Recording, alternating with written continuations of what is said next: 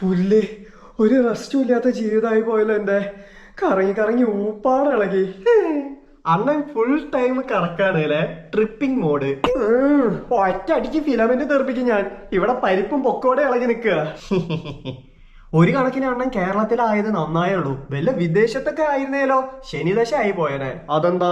ഇവിടെ ആയതുകൊണ്ട് ഇടയ്ക്കിടെ കറണ്ട് കട്ട് ഉണ്ടാവുമ്പോ ആശ്വസിക്കെങ്കിലും ചെയ്യാലോ. പുറത്തായിരുന്ന പത തുപ്പി പോവില്ലേ? എവിടെ ആയിരുന്നാലും ഇതേപോലുള്ളവന്മാരുടെ റൂമിന്റെ സീലിംഗിൽ പെട്ട ശുഭം. അതും ശരിയാ.